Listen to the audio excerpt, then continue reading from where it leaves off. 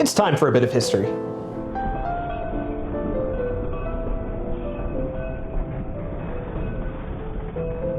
The importance of communication has always been apparent throughout human history, and with the advent of telecommunications such as the telegraph, people were finally able to communicate bits of information over long distances relatively quickly.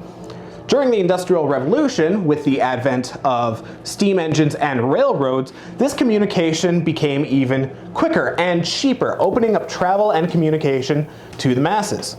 The federal government saw railroads as a sign of progression in a country, almost unifying or tying the country together with iron bands.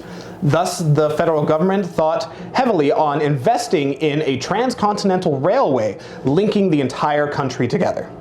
This led to the ensuing Pacific scandal of John A. Macdonald and the creation of the Canadian Pacific Railroad Company, and eventually the death of Fort Steele as a city. Let's talk about the Canadian Pacific Railway Company and how it affected Canada and Fort Steele.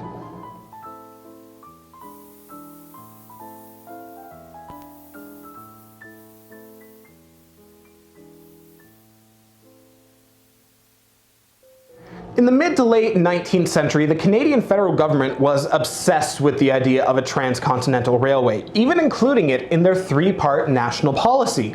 The national policy was 1. Placing tariffs on foreign goods to promote Canadian manufacturers and producers. 2. Creating the transcontinental railway linking Canada together. And 3rd, the settlement of the West, taking settlers and putting them in Western Canada to help defend it from annexation from the United States and to begin producing crops in the wonderful flatlands of the interior. In 1871, British Columbia joined Confederation under the terms that the federal government would A. pay off their $1 million debt, B. ensure the implementation of responsible government, C. undertake a public works program, including the writing off of loan for a dry dock, the construction of a naval base, and finally, D. the construction of the Transcontinental Railway linking BC with Eastern Canada. It had to begin construction within 2 years of BC joining Confederation and could take no longer than 10.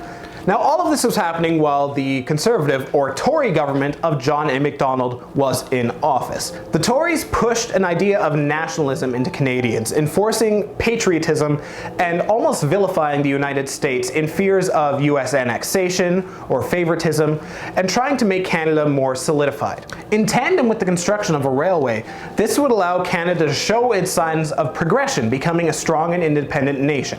So, in 1871, the race to begin constructing a railway began, with the Macdonald government at the reins. Unfortunately for the government, they were in the States trying to find investors to invest in constructing this railway, as it would be quite an expensive project. This led to the ensuing Pacific scandal of Sir John A. Macdonald. But I will not talk about the Pacific scandal in this video. If you want to hear more about that, we'll put links in the description, or I'll possibly discuss it in another video. After the Pacific scandal, the Macdonald government was replaced with the Liberal Mackenzie government.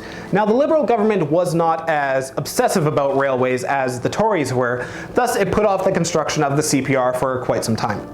In 1878, with the return of the Macdonald government, the railroad began its kind of revitalization. A private company was needed and suggested to take over the venture to create the Transcontinental Railway, as it would be easier for a private company to do so, and they were granted a monopoly on all the profits to be made, and of the land where the railroad would be built. So the Canadian Pacific Railway Company was formed, and one of its members, Donald A. Smith, was the one to drive the last spike into the railroad in 1885 in Craigielachie, BC. With the railroad completed, now was the issue of getting people to and from the railroad. And instead of using stagecoaches or wagons, branch lines were another suitable option to allow trains to head to different areas to bring passengers to the main line and send them across Canada.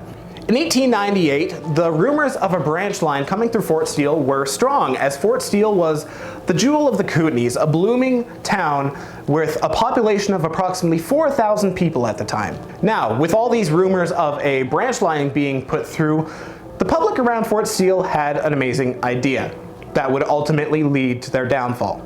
The public thought they should buy up land around Fort Steele and then mark up the price to sell it to this Canadian Pacific Railroad Company, making a profit off the land and having the railroad built anyway. This was counterintuitive to what the CPR was after to do, because they wanted to make as much money as they could off the project and with as little losses as possible. So with all the land booms happening around Fort Steele, they decided to look elsewhere. During this time, a man named Colonel James Baker bought a parcel of land in Joseph's Prairie just south of Fort Steele. He named this land Cranbrook after his hometown in England. Now, Cranbrook soil is not ideal for growing things, and thus the homestead did not become heavily populated at first. James Baker, being the little bit of a weasel he is, he went and bought bushels of apples and attached them to trees in Cranbrook via wire, and then started spreading rumors of the prosperity and richness of the soil in Cranbrook, causing more and more people to move to Cranbrook. This caught the eye of the CPR, who approached James Baker and offered to purchase land off him to build the branch line through the Kootenays through Cranbrook. James Baker took this deal and remained in the area for some time before later retiring back home to England. With the land bought for the railroad in Cranbrook, the railroad branch line eventually did go through the town. In Fort Steele, this was quite a problem, because if you wanted to do business, possibly nationally or even internationally with connection to ships, you had to be close to Cranbrook, or at least travel to Cranbrook to have access to the train to buy or sell your goods and to communicate.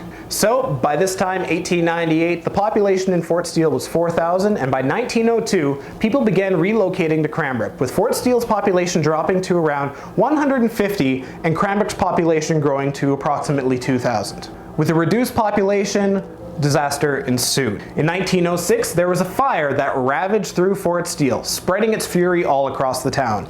And with a smaller population and not enough people to fight the fire, multiple buildings burned down, marking the end of Fort Steele's heyday. Now, while several residents did stay in Fort Steele during this time after the fire, the town eventually faded into a ghost town that we know today. If you have any questions about the CP Rail or Fort Steele, please like, subscribe, and leave a comment down below. That's it for today with History Bits.